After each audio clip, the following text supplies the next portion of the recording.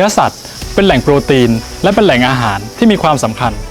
จากข้อมูลสถิติจำนวนประชากรของโลกพบว่าจะมีมากถึง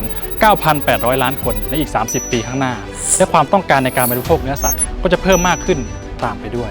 จึงปฏิเสธไม่ได้เลยนะครับว่าอุตสาหกรรมการผลิตเนื้อสัตว์มีความจำเป็นต่อมนุษย์โลกและมีความสำคัญต่อการขับเคลื่อนเศรษฐกิจไทยเนื่องจากอุตสาหกรรมการผลิตเนื้อสัตว์ของไทยถือว่าเป็นท็อป 10 ของโลกไม่ว่าจะเป็นปศุสัตว์เช่นไก่หมูวัวเนื้อวัวนมแพะแกะรวมถึงสัตว์น้ำและในวันนี้ผมจะมาแนะนำให้ทุกคนได้รู้จักกับสาขาวิชาเทคโนโลยีและนวัตกรรมทางสัตว์มหาวิทยาลัยเทคโนโลยีสุรนารีสาขาของเรากลับมาแล้วเหรอไม่เจอกันตั้งเป็นปีได้ข่าวไปเรียนอะไรสัตว์นะจบมาทำอะไรอะเลี้ยงวัวเหรอเนี่ยลูกป้าเนี่ยนะไปเรียนอยู่ที่กรุงเทพแป๊บนึงครับป้าถ้าป้าไม่รู้มาเดี๋ยวผมจะเล่าให้ฟังสาขาวิชาเทคโนโลยีและนวัตกรรมทางสัตว์ของเรามุ่งเน้นสร้างบัณฑิตที่มีทักษะที่จำเป็นในศตวรรษที่ 21ให้ทุกคนเก่งศาสตร์เก่งสร้างสรรค์เก่งนำเสนอสอนตั้งแต่กระบวนการใช้เทคโนโลยีเพื่อปรับปรุงพันธุ์สัตว์ได้เรียนรู้การผลิตสัตว์เช่นไก่วัวหมูแพะสัตว์น้ำและสัตว์เลี้ยง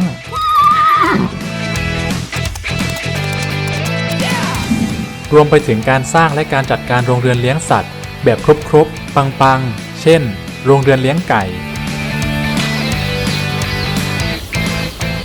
ฟาร์มวัวเนื้อฟาร์มวัวนมฟาร์มแพะ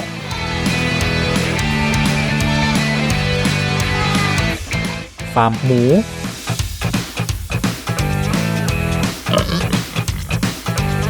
บ่อเลี้ยงปลาและกุ้งคอนโดทฤษฎีแน่นทั้งหลักการปรับปรุงพันธุ์สัตว์สรีรวิทยาการผลิตโภชนาศาสตร์สัตว์และอาหารสัตว์ได้เรียนรู้รายวิชาล้ำๆเช่นพันธุศาสตร์การวิภาคเคมีชีวเคมีจุลชีววิทยาและวิชาอื่นๆทำให้สามารถนำองค์ความรู้ไปประยุกต์ใช้ได้อย่างสร้างสรรค์และมีประสิทธิภาพภาคปฏิบัติแน่นได้ลงมือปฏิบัติจริงทั้งในห้องแลบและสถานที่เลี้ยงจริงในฟาร์มพื้นที่กว่า 1,500 ไร่ตามมาตรฐานอุตสาหกรรมโลกลงมือจริงเก็บเกี่ยวจริงไม่ใช่แค่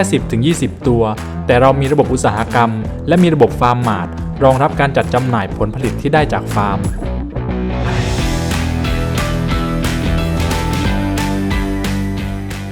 จริงไหมจริงเรียนรู้ไปจนถึงการเก็บเกี่ยวและแปรรูปผลิตภัณฑ์สำหรับผู้บริโภคเพื่อเพิ่มมูลค่าอายุการเก็บรักษาและความหลากหลายของผลิตภัณฑ์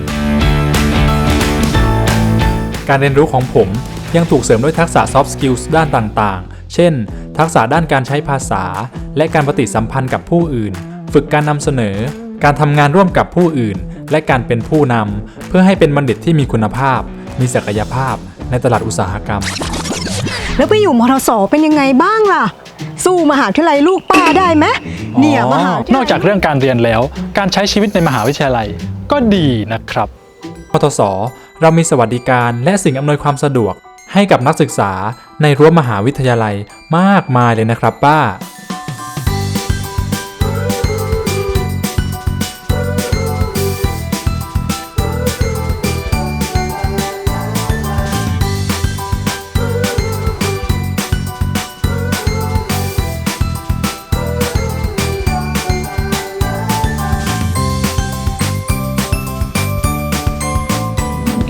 อยากเก่งศาสตร์เก่งสร้างสรรค์เก่งนำเสนอเก่งด้านเทคโนโลยีและนวัตกรรมทางสัตว์มาเรียนกับเราสิครับสาขาวิชาเทคโนโลยีและนวัตกรรมทางสัตว์มหาวิทยาลัยเทคโนโลยีสุรนารี